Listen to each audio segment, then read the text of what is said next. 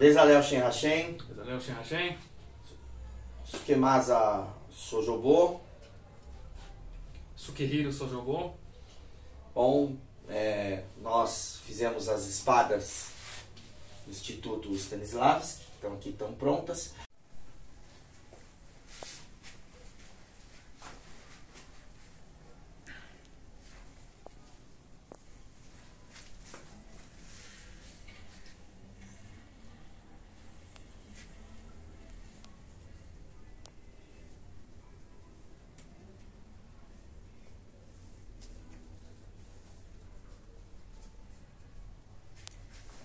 E agora nós vamos poder conversar um pouco sobre elas e como elas foram elaboradas e como foi feito todo esse processo. Então, eu e meu aprendiz, meu filho, Thales Macedo Silva, e tivemos essa honra de fazer esses equipamentos para o treino, né, de todos os atores e atrizes. Muito obrigado. Então foi com muito prazer que nós atendemos esse pedido do Instituto Stanislavski, né, do nosso querido irmão Tiago, né, e o Tiago então nos pediu inicialmente uma espada, como se fosse uma espécie de gládio, e que era para fazer o treinamento então da esgrima, né, para os atores e atrizes do Instituto, os alunos, e que também estão nas produções.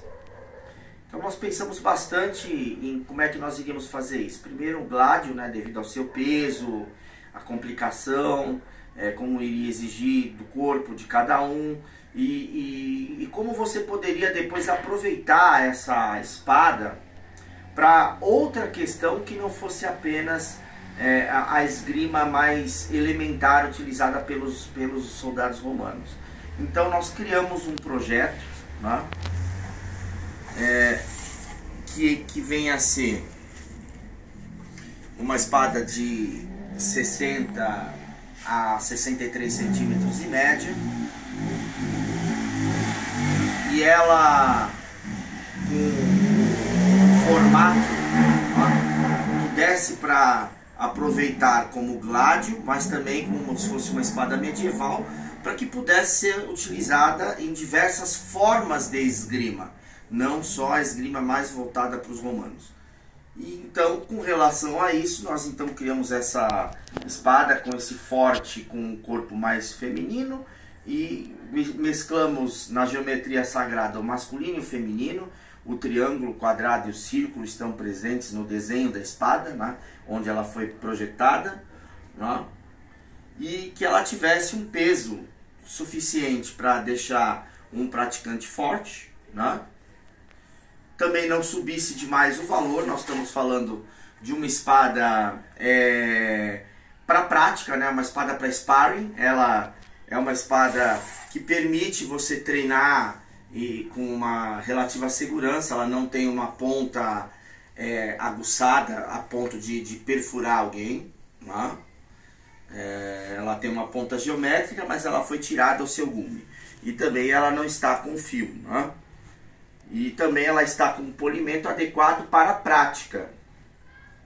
Então esses são os detalhes, né, técnicos, né, que essa espada ela daria muita facilidade de se cortar, de segurá-la no forte também, de girar, de fazer diversas formas que são muito úteis para o cinema e o teatro, né, enfim. E isso é muito importante para nós, porque como um cavaleiro, né, templário, o templário ele tem 4 pilares de sabedoria, e dentre o pilar das artes, né, as artes cênicas fazem parte dos estudos que um templário deve ter. Então, e o grande mestre do teatro, né, russo, Stanislavski, mundial, né, teatro mundial, Stanislavski, ele sempre, né, primou pelo trabalho do corpo através das artes marciais, da yoga e da disciplina. E isso é um bem comum, tanto para quem trabalha com as artes marciais e com ordens de cavalaria, como também para com atores e atrizes. Isso é muito importante para que nós possamos ter um preparo, né? Então um treinamento que vai além, eu acredito, do palco.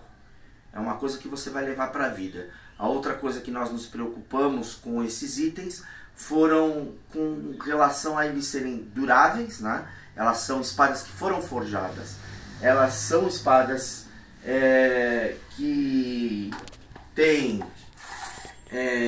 têmpera, forja. O aço escolhido foi o 1070 com vanádio, né? Que é um aço extremamente forte, duro e ao mesmo tempo flexível, né? Para ela conseguir aguentar os rigores dos impactos, né? Ela tem uma bainha em policarbono, flexível também, para que não se encarecesse demais o projeto. E aqui a gente está reparando que elas têm cores diferentes. Então nós pensamos, como que nós vamos fazer uma espada? Geralmente eu faço espadas para pessoas, ou seja, especificamente para o corpo de uma pessoa. Mas como é um curso e uma produção que é mais aberta, onde tem vários tipos de pessoas, então nós tomamos uma certa decisão para que isso funcionasse bem. Então nós temos as espadas com médio peso, mais pesadas, essas prateadas aqui, e as vermelhas, né, mais leves, para que possa atender as pessoas de força diferente. Apesar de elas terem o mesmo tamanho, elas têm uma pequena variação de peso uma para outra. Umas são mais leves, as outras mais pesadas. Então, cada pessoa vai se adaptar. Tem pessoas que querem mais peso para desenvolver mais força, tem pessoas que têm mais dificuldade física, vão querer as mais leves e assim por diante. Então, elas estão divididas por igual em número, né, em quantidade dessas questões. A outra parte importante, assim como vocês são uma obra em andamento, né, um work in progress, essas espadas também, elas são uma obra em andamento. Elas são a semente para uma grande espada no futuro. Por quê? Elas foram forjadas. O valor dessas peças estão na sua forja, né? Elas estão com uma montagem mais simples para que se possa treinar, né? Até porque não daria tempo hábil de se fazer tudo isso em tão poucos dias. Mas o importante é a lâmina que está forjada, bem temperada. Conforme vocês viram no vídeo, os testes de elas aguentam muito impacto. Então, você pode futuramente querer afiar essa espada? Sim, pode, ela foi forjada. Ela não é uma espada que ela pode conter fio, né? Ela pode se tornar de fato uma espada afiada, né? Acima de tudo, elas não são apenas, não é um objeto de decoração, mas sim um objeto de uso e de treinamento. E é importante nós colocarmos a importância desse treinamento. Bom, essa é a minha espada de ordem. E ela é uma espada afiada, né? E forjada, né? Aqui essa já é uma espada de guerra, uma espada, ela é um stock, né? E apesar dela ser mais fina que as que vocês estão usando, por ela ser muito espessa, 9 milímetros de espessura, ela é muito mais pesada que a espada que vocês vão estar utilizando. Então essa é uma arma já para uma luta verdadeira. É uma arma. Então ela não é uma espada meramente para se treinar, mas sim uma arma de guerra. Enfim, né? Para fazer a boa guerra. O simbolismo que nós colocamos na espada de vocês, esse simbolismo, ele tem a cruz de Aksum, que é para nos lembrarmos que parte da nossa nação veio da África, né?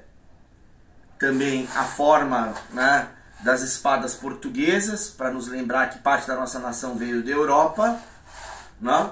E os elementos, né, preto, vermelho, cores vivas, douradas, prateadas, tal, para nos lembrarmos que nós também somos índios, né? Que nós temos o sangue indígena no Brasil, né? Então aqui tem vários simbolismos, né? Nela. Elas têm a cor vermelha, né, e preta do Instituto Stanislavski, e também para nos lembrar que o vermelho e o preto é o masculino e o feminino, né? Assim como o dourado e o prateado também são misturas entre as energias ativa e passiva, masculina, feminina, as forças do universo. Eu não falo aqui nas questões de gênero ou de sexualidade, mas sim nas questões de polaridades. Nós, seres humanos, somos constituídos de ambas essas polaridades, tanto o homem quanto a mulher. Então, em equilíbrio, essas espadas contêm esse simbolismo. Elas também têm na sua base as cores azul, né, branca, azul, que está em contraste com o vermelho e o preto, dando as energias, né, do yin, yang, os pilares, né, direita, esquerda, binar, hormar, toda essa energia, né, e elas todas se encontram no centro, como sendo a peça central. A gente tem também a questão que a bainha, ela representa também a energia feminina, assim como a lâmina por si só, ela representa a energia masculina, né? Aquilo que adentra e penetra e aquilo que guarda e retém. Então todo esse simbolismo, acima de tudo, ela simboliza o estágio em que vocês se encontram, num trabalho de aprimoramento e preparação. Todas essas espadas têm garantia, né, de 2 anos, né, plena, para as coisas os rigores que elas irão enfrentar, obviamente. Agora, é óbvio que uma espada não é uma marreta.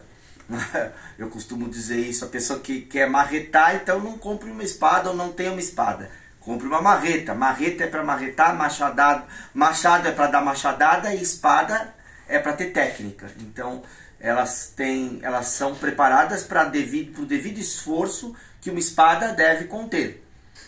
Ok? Então, boa sorte, bom estudo, um enorme prazer, estamos à disposição. Namastê, muito obrigado. Domo arigatou gozaimasu, Duncan, thank you e tudo mais. Toda. Bom, aqui é um evento que teve da inauguração do nosso dojo, né, do qual o Thiago faz parte também, além de ser meu irmão de ordem e grande amigo, tá? E aqui está o Thiago, né, bravamente segurando, né, o bambu com palha para a gente cortar com a espada. E isso é um microsegundo. E isso eu coloquei para que vocês se lembrem que uma espada não é um brinquedo, ela é uma coisa muito séria, né? É um objeto espiritual de treinamento, aprimoramento, de elegância, né?